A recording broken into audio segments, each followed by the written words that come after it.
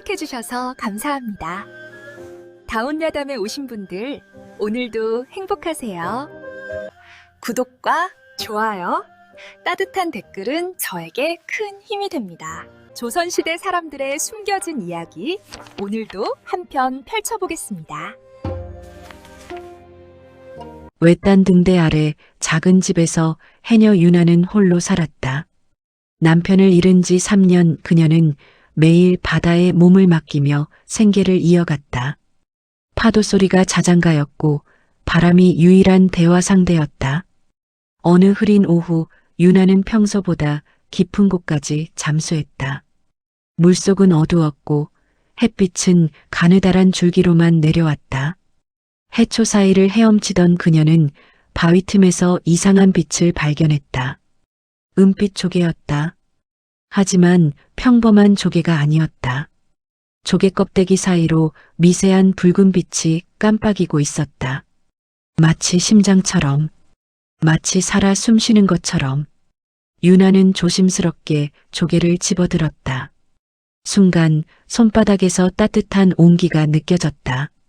기묘한 느낌이었지만 그녀는 조개를 망사 주머니에 넣고 수면으로 올라왔다. 집으로 돌아온 유나는 조개를 선반 위에 올려놓았다.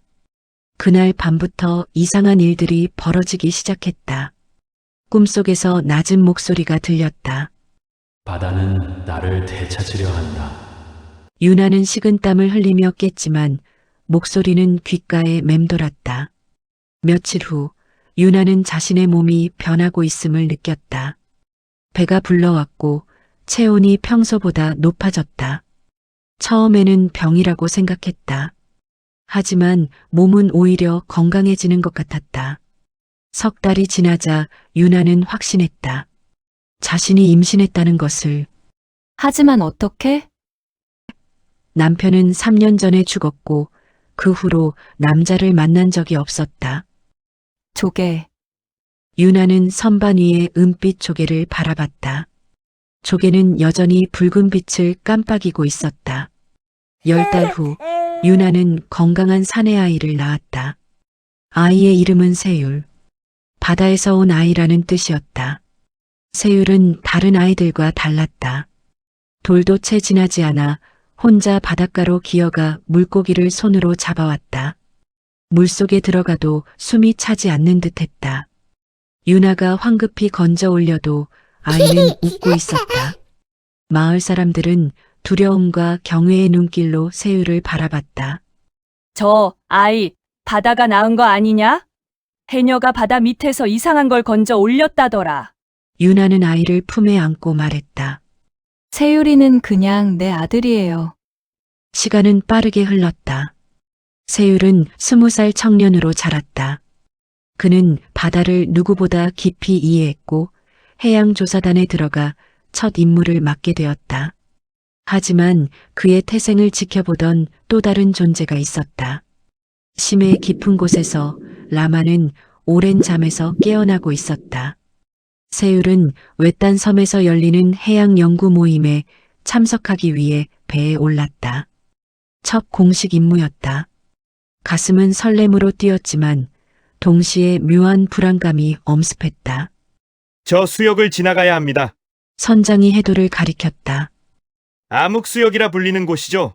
깊이를 알 수 없는 해구입니다. 세율은 고개를 끄덕였다. 하지만 그 이름을 들은 순간 가슴 깊은 곳에서 무언가 꿈틀거렸다. 배가 암흑수역에 들어서자 바다색이 변했다. 푸른 빛이 사라지고 잿빛으로, 그리고 거의 검은색으로 변해갔다. 햇빛조차 물속 깊이 닿지 못하는 곳이었다. 세율은 난간에 서서 바다를 내려다봤다. 그때였다. 세율. 낮고 깊은 목소리가 물속에서 울려나왔다. 세율은 움찔했다. 어릴 때부터 가끔 들리던 목소리. 하지만 오늘은 달랐다. 훨씬 분명하고 훨씬 가까웠다. 세율. 드디어 왔구나. 물이 부글거리기 시작했다. 선원들이 소리쳤다. 뭔가 올라옵니다. 거대한 그림자가. 바닷속에서 거대한 형체가 천천히 떠올랐다. 칠흑 같은 비늘, 붉은 눈. 몸길이만 해도 배보다 훨씬 컸다. 전설로만 전해지던 심해의 수호자 라만이었다. 라만은 세유를 똑바로 바라보며 말했다. 내가 태어난 것은 인간의 뜻이 아니었다. 세율의 다리가 떨렸다. 무슨 말씀이십니까? 내 알을 훔쳐간 자가 내 어미다. 20해 전 나는 번식기를 앞두고 알 하나를 은빛 조개 속에 숨겨두었다. 하지만 그 인간 여자가 그것을 가져갔지. 유나, 어머니, 세율의 머릿속이 하얗게 변했다. 내 핏줄을 인간으로 키웠으니 이제 돌려받으러 왔다. 라만의 목소리는 차갑고 단호했다. 세율은 그제야 깨달았다. 자신이 왜 물속에서 숨을 쉴 수 있었는지, 왜 바다의 목소리가 들렸는지, 자신의 절반은 인간이 아니었다. 저는 인간입니다. 세율이 떨리는 목소리로 말했다. 어머니가 저를 키우셨습니다. 저는 어머니의 아들입니다. 그것은 중요하지 않다. 라만이 으르렁거렸다. 너는 내 피를 이어받은 자. 바다로 돌아와야 한다. 세율은 뒤를 돌아봤다. 선원들은 공포에 질려 있었다. 배는 라만의 거대한 그림자 아래 한없이 작아 보였다. 부탁드립니다. 세율이 무릎을 꿇었다. 오늘은 중요한 연구 발표가 있습니다. 딱 하루만 시간을 주십시오. 발표를 마치고 돌아오겠습니다. 라만은 긴 침묵 끝에 말했다. 딱 하루만 기다려주마. 하지만 내일 해가 지기 전에 이 수역으로 돌아오지 않으면 라만의 눈이 섬뜩하게 빛났다. 내 고향 마을부터 바다 밑으로 끌어내리겠다. 내 어미도 내가 사랑하는 모든 것도. 세율은 고개를 숙였다. 약속하겠습니다. 라만은 천천히 물속으로 가라앉았다. 바다는 다시 고요해졌지만 세율의 마음은 폭풍우가 몰아치고 있었다. 배는 섬을 향해 나아갔다. 하지만 세율은 난간을 붙잡고 멍하니 서 있었다. 그는 인간인가?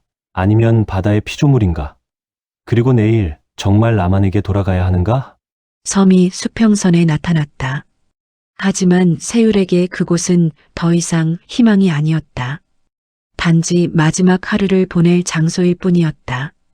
섬에 도착한 세율은 연구 발표장으로 향했다. 하지만 그의 얼굴은 창백했고 손은 떨렸다. 발표 자료를 준비하면서도 머릿속은 온통 라만의 붉은 눈으로 가득했다. 세율 씨, 괜찮아요? 동행이자 조교인 민세가 다가왔다. 28살의 젊은 해양학자로 세율과는 1년 전부터 함께 연구해 왔다. 네, 괜찮습니다. 세율은 억지로 웃었다. 거짓말.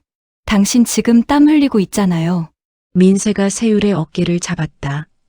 무슨 일 있었어요? 배에서 뭔가 봤죠? 세율은 고개를 돌렸다. 하지만 민세의 눈빛은 진지했다. 그녀는 포기하지 않을 것 같았다. 말해줘요. 혼자 감당하려 하지 말고. 세율은 한참을 망설이다 입을 열었다. 조개의 발견, 자신의 태생, 그리고 라만과의 만남. 모든 것을 털어놓았다. 민세는 처음엔 믿을 수 없다는 표정이었다. 하지만 세율의 떨리는 목소리를, 절박한 눈빛을 보고 있자니 거짓말이 아님을 알 수 있었다. 그럼 내일 해가 지기 전에 암흑수역으로 돌아가야 한다는 거예요? 예. 안 그러면 우리 마을이 위험합니다. 어머니가 민세는 세율의 손을 꽉 잡았다. 혼자 가지 마요. 뭐라고요? 당신을 놓아둘 수 없어요. 민세의 눈빛이 단호해졌다. 방법이 있을지도 몰라요. 함께 해봅시다. 세율은 고개를 저었다. 위험합니다. 라마는 심해의 수호자예요. 인간이 대적할 수 있는 존재가 아닙니다. 그래도 시도는 해봐야죠. 민세가 자료를 뒤적이기 시작했다. 전설 속 심해 생물에 관한 기록이 있을 거예요. 약점이나 협상 방법이나. 두 사람은 밤새 자료를 찾았다. 하지만 라만에 대한 구체적인 기록은 거의 없었다. 다만 한 가지, 오래된 해양 설화집에서 흥미로운 구절을 발견했다. 심해의 왕은 자신의 혈육을 되찾으려 하나 동등한 교환을 제시하면 거래에 응한다. 동등한 교환. 세율이 중얼거렸다. 하지만 라만에게 무엇을 줄 수 있을까요? 민세는 잠시 생각하다가 말했다. 시간을 벌어야 해요. 일단 내일 암흑수역으로 가되 제가 당신인 척할게요. 그게 무슨... 우리가 옷을 바꿔 입어요. 라마는 당신의 혈통만 느낄 거예요. 하지만 외모는 확인하겠죠.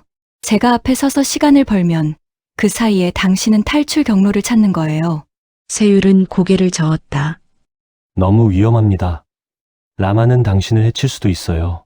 그럼 당신은 괜찮다는 거예요? 민세가 세율을 똑바로 바라봤다. 당신은 제 동료예요. 아니, 그 이상이에요.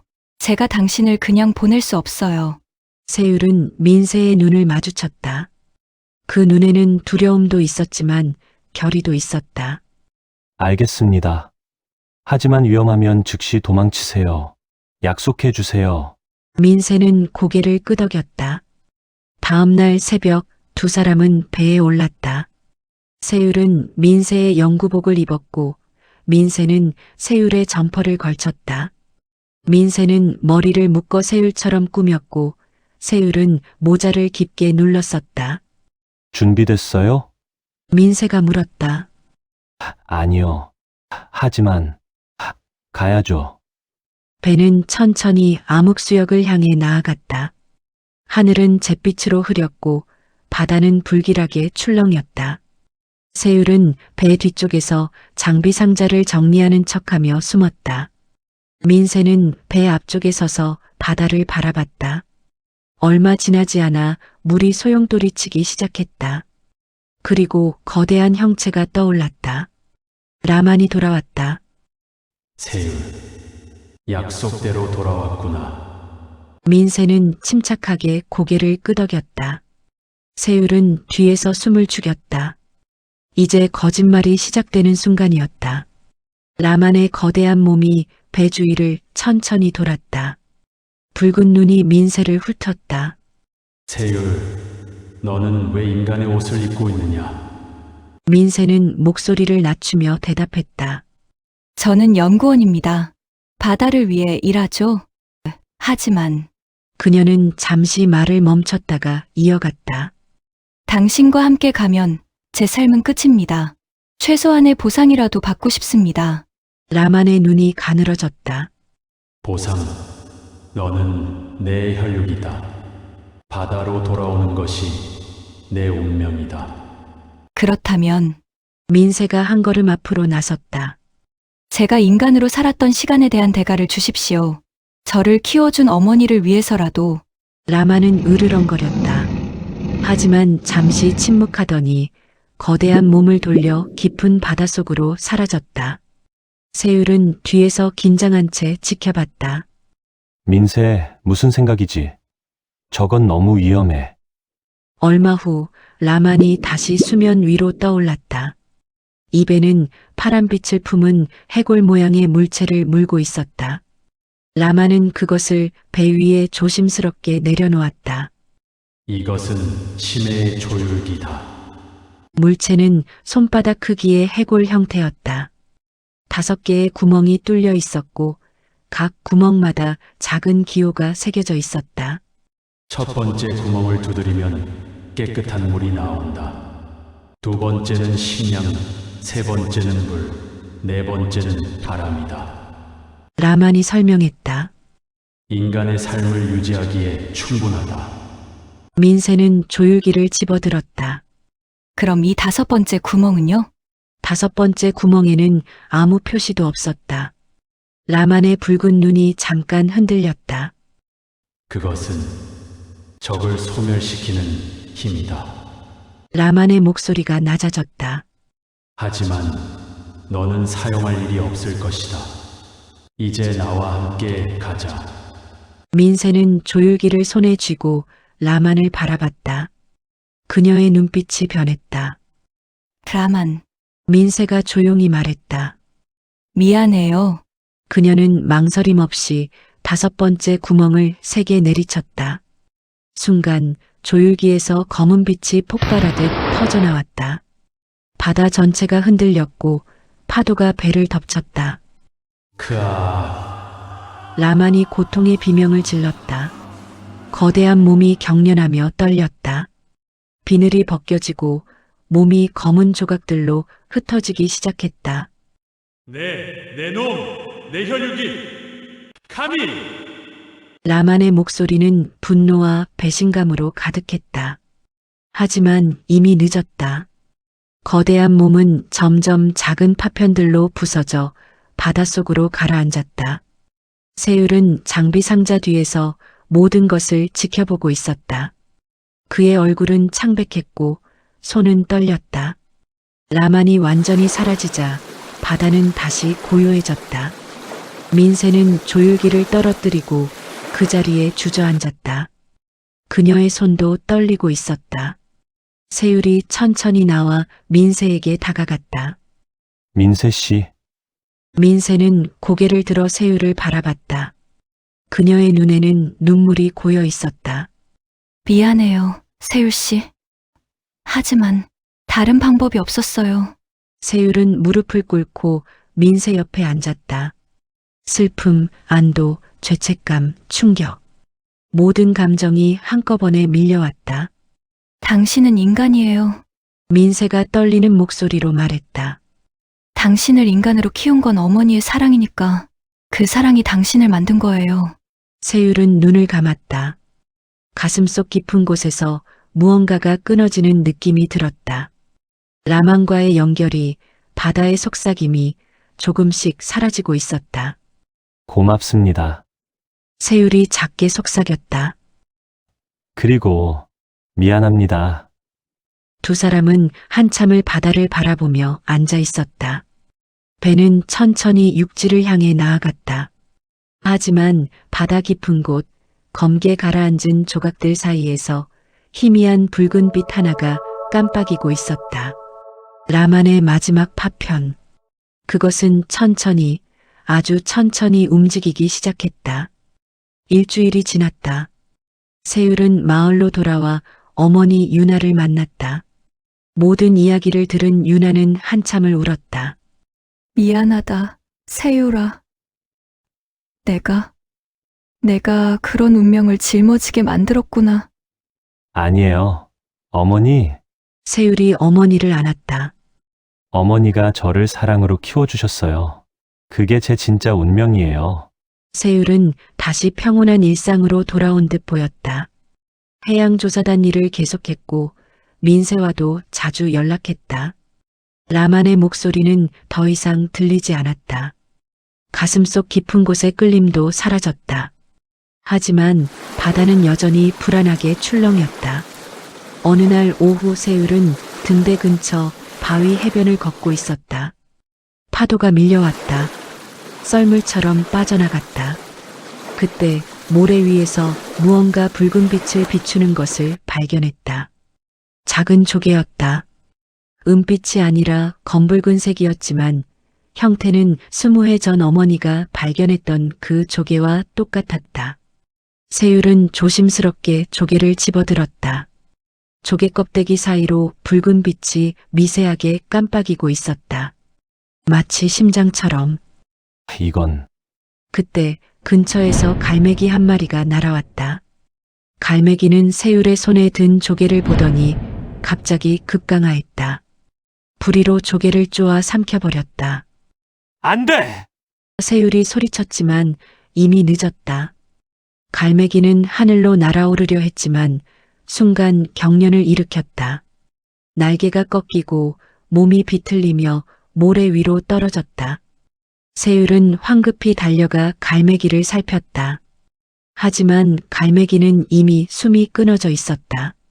눈은 붉게 변해 있었고 부리에서는 검은 액체가 흘러나왔다. 세율의 등골에 오한이 흘렀다. 설마. 그때 파도 사이에서 낮고 음산한 속삭임이 들려왔다. 핏줄은 끊어지지 않는다. 세율은 뒤를 돌아봤다. 바다는 잿빛으로 출렁이고 있었다.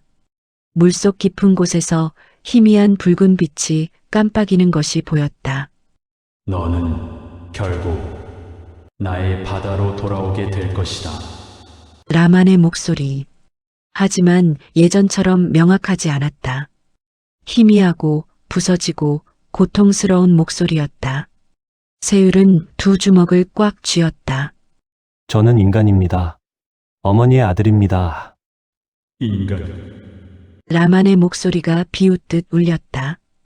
인간은 언젠가 죽는다. 하지만 너는 내 피를 이어받았다. 바다는 영원하다. 너도 영원히 바다와 함께. 세율은 죽은 갈매기를 내려다봤다. 그리고 멀리 수평선을 바라봤다. 바다는 여전히 아름답고 광활하고 신비로웠다. 하지만 동시에 위험하고 잔인하고 끝없는 곳이었다. 나는 인간으로 살겠습니다. 세율이 바다를 향해 조용히 말했다. 어머니가 저를 인간으로 키우셨습니다. 그리고 민세가 저를 인간으로 지켜주었습니다. 그는 죽은 갈매기를 조심스럽게 바위 틈에 묻었다. 그리고 등대를 향해 걸어갔다. 뒤에서 파도 소리가 점점 커졌다. 마치 분노하는 것처럼. 하지만 세율은 뒤돌아보지 않았다. 등대에 도착했을 때 유나가 문 앞에 서 있었다. 세율아, 괜찮니? 네, 어머니. 세율이 미소 지었다. 이제 괜찮아요. 하지만 그날 밤 세율은 꿈을 꾸었다. 깊고 어두운 바닷속에서 붉은 눈 하나가 자신을 바라보고 있었다. 라만의 눈. 기다리겠다. 세율, 언젠가 너는 돌아올 것이다. 세율은 식은땀을 흘리며 깼다. 창밖으로는 달빛이 바다를 비추고 있었다. 바다는 고요했다. 하지만 그 고요함 속에 무언가 깊고 오래된 것이 숨쉬고 있었다. 세율은 창문을 닫고 이불을 덮었다. 그는 인간으로 살기로 했다. 하지만 바다는 그리고 라마는 아직 완전히 사라지지 않았다. 이야기는 끝났지만 바다의 속삭임은 계속되고 있었다.